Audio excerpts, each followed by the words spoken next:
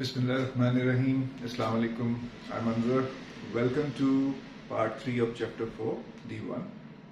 So last time when we were discussing expressions, simplifying expressions, I said that in the third part we'll be dealing expressions having fractions.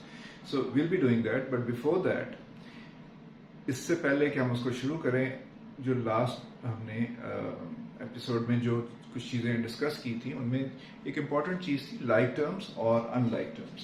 सो उसको थोड़ा सा revise कर लें और फिर आगे चलते हैं. तो लाइक टर्म्स और अनलाइक टर्म्स.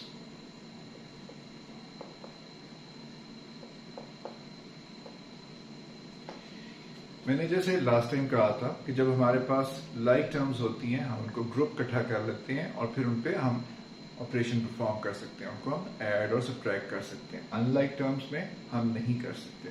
सो अगर हमारे पास एग्जांपल है 2x प्लस 7x, तो ये लाइक टर्म्स हैं बिकॉज दोनों वेरिएबल्स सेम हैं.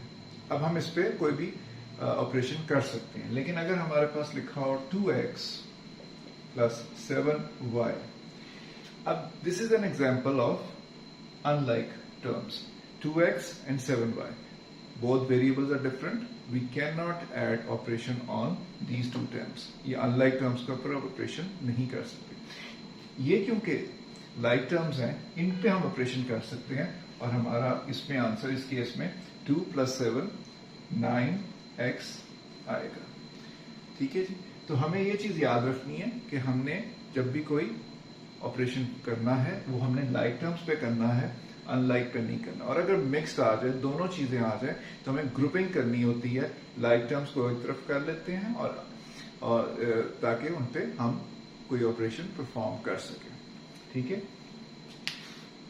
तो चलिए हम अब शुरू करते हैं ऐसे एक्सप्रेशन जिनमें फ्रैक्शंस मौजूद हों.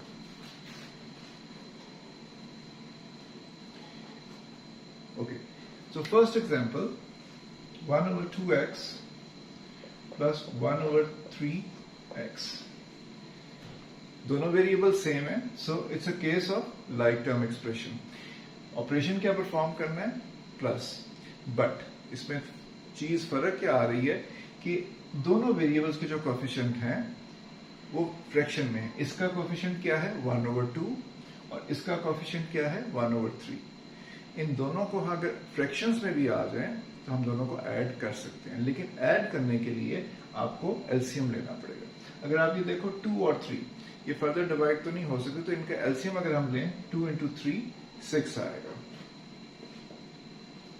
तो एलसीएम हमारे पास 6 आ गया. अब 1 over 2 into 6 अगर करें तो क्या आएगा? 3. तो ये इस केस में क्या हो गया? 3x. 1 over 3 into 6 करेंगे तो क्या आएगा? 2. तो यहां पे हमारे पास क्या आ गया? 2x. अब क्योंकि न्यूमरेटर में हमारे पास फिर लाइक टर्म्स का एक्सप्रेशन है और हम दोनों को 3 और 2 को हम ऐड कर सकते हैं, तो हम इसको फर्दर करेंगे, फर्दर सिंप्लीफाई करेंगे. तो ये हो जाएगा 5x over 6. सो ये हमारे इस केस की सिंप्लीफिकेशन है और ये हमने एलसीएम लेते हुए इसको कर लिया. इसको हम ऐसे भी लिख सकते हैं और हम ऐसे भी लिख सकते हैं, दोनों एक ही बात है. आप ऐसे लिख लो, ऐसे लिख लो, दोनों एक सेम चीज है. सो हमने ये केस है जहां पर हमने अरिथमेटिक ऑपरेशन परफॉर्म किया. दोनों वेरिएबल्स में के जो कोफिशिएंट थे वो फ्रैक्शन में थे. हमने फ्रैक्शन को देखते हुए एलसीएम लिया और दोनों को ऐड कर दिया. ठीक है. अभी एक और एग्जांपल लेते हैं. अगर हम इसको थोड़ा सा चेंज कर दें,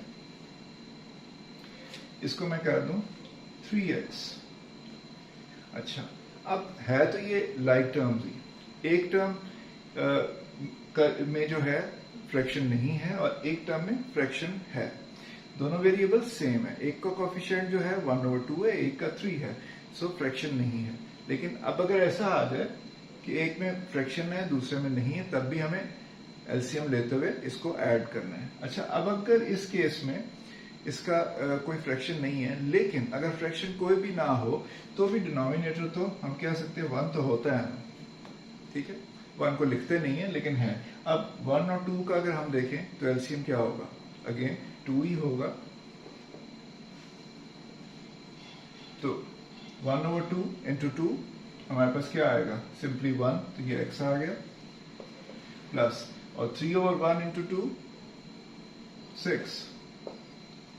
अब इसको फर्दर ऐड कर लीजिए, 7x/2। तो ये आपकी एक्सप्रेशन जिसमें एक में फ्रैक्शन था और एक में नहीं था, उसको हमने ऐड किया और ये हमारा सिंप्लीफाई हो गया। ठीक है, अब हम एक एग्जांपल लेते हैं जिसमें से फ्रैक्शन हो और फ्रैक्शन भी हो।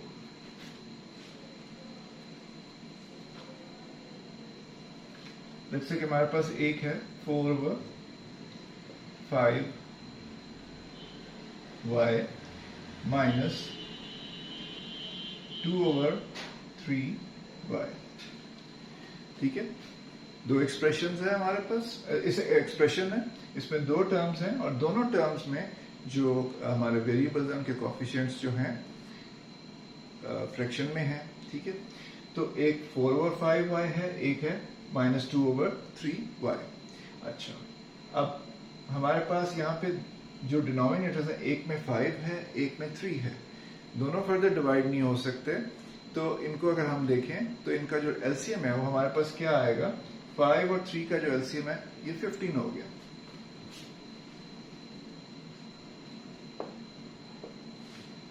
अब इस केस में क्या होगा, 4 और 5 इंटू 15, तो 5 1 5 3 और 3 4 12 हो जाएगा। मैं कुछ ये कह रहा हूं कि 4/5 इंटू 15, 5 1 5 3 और 3 4 12 हो गया। 12y माइनस 2/3 इंटू 15, तो 3 5 15 होते हैं, तो 3 5 हो गया, 5 2 10 हो गया, तो माइनस 10y। सो हमारे पास अब आंसर क्या आ जाएगा, 2y/15। सो ये है सब्ट्रैक्शन, ऐसा एक्सप्रेशन जिसमें फ्रैक्शन है और सब्ट्रैक्शन की है हमने डिनोमिनेटर को देखना होता है, डिनोमिनेटर को देख के हम एलसीएम ले लेते हैं और एलसीएम लेने के बाद हम ऊपर के एक्सप्रेशंस को फर्दर सिंप्लीफाई करते हैं और फिर हमारा ये आंसर आया। तो बहुत सिंपल है, सिर्फ आपने इस चीज का ख्याल रखना है कि जब फ्रैक्शंस आ गई तो हमने एलसीएम लेते हुए करना है। ओके, ये इस फ्रैक्शंस को हम यहाँ पे खत्म करते हैं और इससे अगले पार्ट में मैं मल्टीप्लिकेशन को डिस्कस करूंगा कि हमारे पास जब एक्सप्रेशंस में मल्टीप्लिकेशन आ जाए तो उसको कैसे डील करना है, और फिर मल्टीप्लिकेशन के साथ एक एक्सप्रेशन हो और कांस्टेंट मल्टीप्लाई हो रहा हो, एक्सप्रेशन हो, एक्सप्रेशन के साथ एक्सप्रेशन मल्टीप्लाई हो रहा हो, या एक्सप्रेशन के साथ टर्म मल्टीप्लाई हो रही हो, तो उसको कैसे करना है। ठीक है, तो वो करेंगे, उसकी बात करेंगे और इसको यहीं खत्म करते हैं। Thank you very much.